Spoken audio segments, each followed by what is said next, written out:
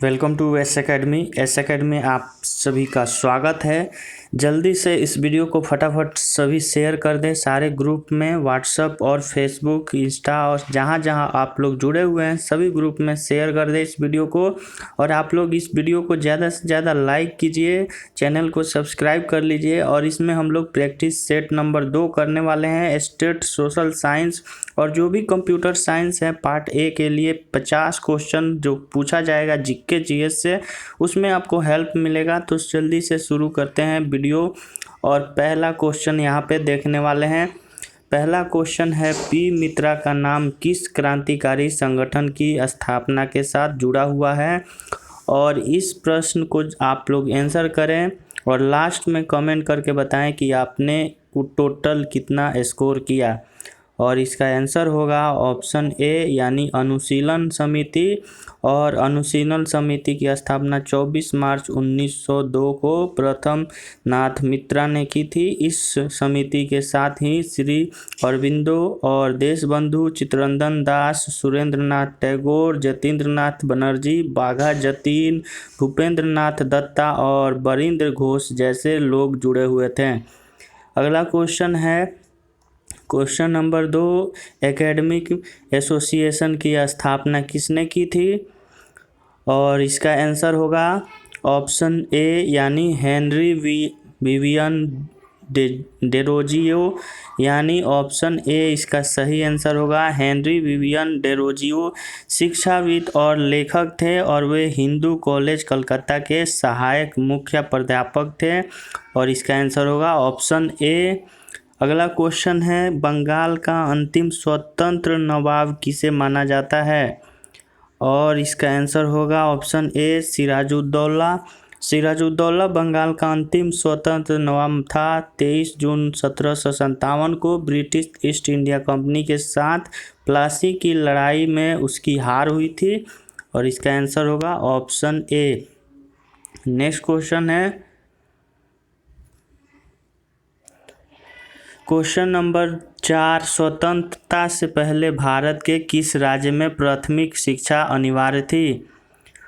और इसका आंसर होगा ऑप्शन ए बड़ौदा रियासत में 1906 में प्राथमिक शिक्षा को अनिवार्य बनाने के लिए कानून पारित किया गया था और इसे 7 से 12 वर्ष के बच्चों के लिए प्राथमिक शिक्षा को अनिवार्य किया गया था। अगला प्रश्न है, 1896 का कांग्रेस अधिवेशन किस लिए जाना जाता है? और इस प्रश्न का उत्तर है ऑप्शन ए यानी भारत का राष्ट्रीय गीत पहली बार गाया गया था। वंदे मातरम की रचना बंकिम चंद्र चटर्जी ने मूल रूप से संस्कृत में की थी। वंदे मातरम उनके उपन्यास आनंद मठ से लिया गया है और यह उपन्यास 1882 में प्रकाशित हुआ। अगला क्वेश्चन है, बरिंद्र घोष किस समाचार पत्र से जुड़े हुए थे? और इसका आंसर होगा ऑप्शन डी भारत विधाता। भारत का राष्ट्रीय गान की रचना रविंद्रनाथ टैगोर ने मूल रूप में बंगाली में की थी। 24 जनवरी 1950 को संविधान सभा द्वारा इसके हिंदी रूप को राष्ट्रगान के रूप में स्वीकृत किया गया था और इस राष्ट्रगान को 27 दिसंबर 1911 को पहली बार कांग्रेस अधिवेशन में गाया गया था। अगला क्वेश्चन है, भारत का राष्ट्रगान पहली बार कब गाया गया था? भारत का राष्ट्रीय गान पहली बार 1911 कलकत्ता में और भारत का राष्ट्रीय गान पहली बार 1911 में भारतीय राष्ट्रीय कांग्रेस के कलकत्ता अधिवेशन के दौरान गाया गया था। इसलिए राइट आंसर होगा ऑप्शन ए। चलिए नेक्स्ट क्वेश्चन है, प्लासी की लड़ाई का स्थान प्लासी वर्तमान में किस राज्य में स्थित है? और इसका जो सही आंसर होगा ऑप्शन यहाँ पे दिया गया है ए यानी पश्चिम बंगाल। और प्लासी की लड़ाई 23 जून 1857 को ब्रिटिश ईस्ट इंडिया कंपनी और बंगाल के नवाब के बीच हुई थी और इस लड़ाई में बंगाल के जो नवाब थे सिराजुद्दौला, उनकी हार हुई थी और उनको अंतिम यहाँ पे नवाब भी माना जाता है। अगला क्वेश्चन है 8-9 नंबर देखने वाले हैं, प्रसिद्ध विद्यासागर हेतु सेतु किस शहर में स्थित है? यानी यह एक पुल का नाम है विद्यासागर पुल, और ये कहाँ पे स्थित है? ये स्थित है कलकत्ता में, यानी ऑप्शन बी जो है इसका सही आंसर है। विद्यासागर सेतु को दूसरा हुगली सेतु भी कहा जाता है, और इस सेतु का नाम जो है समाज सुधारक ईश्वर चंद्र विद्यासागर के नाम पे रखा गया है। क्वेश्चन नंबर 10, वेदों की ओर लौटो, यह नारा किसके द्वारा दिया गया था? वेदों की ओर लौटो, और यह नारा दिया गया था स्वामी दयानंद सरस्वती के द्वारा, जो कि 1875 में आर्य समाज की स्थापना किया था। और वे संस्कृत और वेदों के प्रकांड विद्वान थे, और भारत में वेदों की छपाई उनके संरक्षण में पहली बार शुरू हुआ। सत्यार्थ प्रकाश उनकी सबसे महत्वपूर्ण कृतियों में से एक थी। अगला क्वेश्चन है, निम्न में से कौन सी अक्षांशीय रेखा भारत को दो भागों में बांटती है? और इसका आंसर होगा ऑप्शन बी, यानी कर्क रेखा। कर्क रेखा भारत को, अक्षांशीय रेखा जो है वो भारत को दो भागों में बांटती है। क्वेश्चन नंबर 12, लक्षद्वीप द्वीप समूह निम्न में से किस महासागर में स्थित है? और इसका आंसर है option A, Arab Sagar. Next question है, हिमालय के किस भाग में करेवा पाए जाते हैं? इसका आंसर होगा ऑप्शन डी, यानी कश्मीर हिमालय। कश्मीर हिमालय जो है उसमें हिमालय का एक भाग है जिसमें करेवा पाए जाते हैं। और यहाँ पे आपको सारे क्वेश्चन हैं, एक्सपेक्टेड क्वेश्चन दिया जा रहा है ताकि आपको स्टेट एग्जाम में इसको देखने को मिल सके, आपके मैक्सिमम मार्क्स आ सके। तो वीडियो को आप लोग ध्यान से देखें, पूरे क्वेश्चन को आप लोग देखें। ऐसा ना हो कुछ क्वेश्चन देखने के बाद से आप लोग वीडियो बंद कर दें, तो इसमें आपको फ़ायदा नहीं हो पाएगा।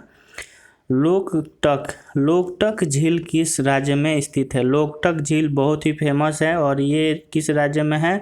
यह है राजस्थान में लोकटक झील। और अगला क्वेश्चन है यहाँ पे, निम्न में से कौन सा अंडमान द्वीप समूह को निकोबार द्वीप समूह से अलग करता है? तो इस क्वेश्चन का सही आंसर है ऑप्शन सी, 10 डिग्री चैनल जो है वह अलग करता है अंडमान द्वीप समूह को निकोबार द्वीप समूह से। क्वेश्चन नंबर 16, शून्य आधारित बजट क्या है? इकोनॉमिक्स का क्वेश्चन है। यहाँ पे सारे टॉपिक जो हिस्ट्री, ज्योग्राफी, इकोनॉमिक्स, पॉलिटी के सभी क्वेश्चन हैं, और इस क्वेश्चन का सही आंसर होगा ऑप्शन सी, यानी हर बार नए बजट की तैयारी करना यह शून्य बजट पे आधारित रहता है। क्वेश्चन नंबर 17, ब्रेटन वुड्स जुड़वा किसे कहा जाता है? ब्रेटन वुड्स जुड़वा। करेक्ट आंसर है ऑप्शन ए, यानी IMF, इंडियन मॉनेटरी फंड, और विश्व बैंक को यहाँ पे ब्रेटन वुड्स जुड़वा के नाम दिया गया है। नेक्स्ट क्वेश्चन, भारत में औद्योगिक वित्त का शीर्ष संगठन कौन सा है? औद्योगिक वित्त का शीर्ष संगठन, और यह कौन सा है?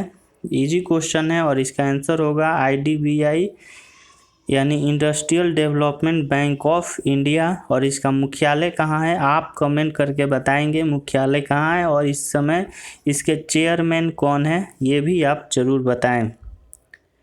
अगला क्वेश्चन है, ओपेक क्या है? ओपेक क्या है? ओपेक क्या है? तो यह एक तेल उत्पादक जो देश है उन सभी का संगठन है। ओपेक जितने भी वर्ल्ड में देश हैं जो तेल मैन्युफैक्चर करते हैं उन सभी का ऑर्गेनाइजेशन को ओपेक बोला जाता है।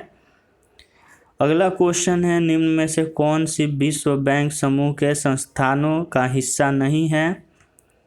और इसका सही आंसर होगा option A, Asian development bank यानी ADB, जिसकी जो हेड क्वार्टर है वो मनीला में फिलीपींस में है। अगला क्वेश्चन है, निम्न में से कौन भिन्न है? 4 ऑप्शन दिए गए हैं, और एक जो ऑप्शन है वो 3 बाकी स्टेटमेंट से अलग है, और कौन सा जो स्टेटमेंट है वो बाकी से अलग होता है आप देख सकते हैं। पहला है वित्त आयोग, दूसरा है निर्वाचन आयोग, और तीसरा है पिछड़ी जाति आयोग, और चौथा है राष्ट्रीय मानवाधिकार आयोग। और इसका सही आंसर होगा राष्ट्रीय मानवाधिकार आयोग। क्वेश्चन नंबर 22, किस राज्य के राज्यपाल को डैश यहाँ पे 4 स्टेटमेंट हैं। राज्यपाल के रिगार्डिंग राष्ट्रपति नियुक्ति करता है, राज्य की कार्यपालिका शक्ति का मुखिया होता है, राष्ट्रपति की इच्छा के अनुसार पद पर रहते हैं, सामान्यतः 5 वर्षों के लिए चुना जाता है। और इसमें से जो ऑप्शन सही है, चारों स्टेटमेंट सही दिया गया है, यानी राज्यपाल के अनुसार जो स्टेटमेंट 4 दिए गए हैं, 1, 2, 3 और 4, चारों स्टेटमेंट बिल्कुल सही है, फॉलो करते हैं। अगला क्वेश्चन, उत्तर प्रदेश में ग्राम पंचायतों का चुनाव होता है और ग्राम पंचायतों के बारे में दिया गया है, 3 स्टेटमेंट दिया गया है। तीनों में से कौन सा सही है, कौन सा गलत है? और जो इसका स्टेटमेंट है, पहला, पंचायत की सीमा क्षेत्र में निवास करने वाले सभी वयस्क मतदाताओं द्वारा पंचायत के सीमा क्षेत्र की निर्वाचक सूची में शामिल सभी निर्वाचकों द्वारा या ग्राम पंचायत के सदस्यों द्वारा। और इसका सही जो उत्तर है ऑप्शन ए, यानी केवल 2 जो है वही सही है, यानी जो उत्तर प्रदेश के ग्राम पंचायतों का चुनाव होता है उसमें पंचायतों के जो सीमा क्षेत्र के निर्वाचन सूची में शामिल होते हैं वही वोट देते हैं और वही सिलेक्शन करते हैं। क्वेश्चन नंबर 24, निम्न अधिकारों में से कौन सा अधिकार अनुच्छेद 19A(d) को अनुच्छेद 21 से मिलाकर पढ़ने से प्राप्त होता है? और इसका सही आंसर है ऑप्शन सी, यानी एकांतता पाने का अधिकार। क्वेश्चन नंबर 25, संविधान के मसौदे में निर्वाचित राज्यपालों के प्रावधानों की मूल योजना को छोड़ दिया गया था क्योंकि? 4 स्टेटमेंट इसमें भी दिए गए हैं। पहला स्टेटमेंट, इसका अर्थ एक दूसरे का निर्वाचन हो जाता है। दूसरा स्टेटमेंट है, निर्वाचन बड़े राजनीतिक मुद्दे पर लड़ा जाता है। तीसरा है, निर्वाचित राज्यपाल अपने को मुख्यमंत्री से श्रेष्ठ मानता है। और लास्ट है, राज्यपाल को संसदीय प्रणाली के अंतर्गत ही कार्य करना पड़ता है। और इसमें से जो 4 स्टेटमेंट दिए गए हैं इसमें से सही स्टेटमेंट है आपके 1, 3 और 4। बाकी यहाँ 2 देखें तो 2 स्टेटमेंट जो कि है निर्वाचन बड़े राजनीतिक मुद्दों पर लड़ा जाता है, यह स्टेटमेंट देखने में गलत है और इसका सही आंसर होगा ऑप्शन सी, यानी 1, 3 और 4। तो ये हमारा जो प्रैक्टिस सेट था, प्रैक्टिस सेट नंबर 2 आप लोगों ने देखा। अभी के सारे एक्सपेक्टेड क्वेश्चन थे जिसमें हम लोगों ने यहाँ पे डिटेल में एक्सप्लेनेशन भी दिया।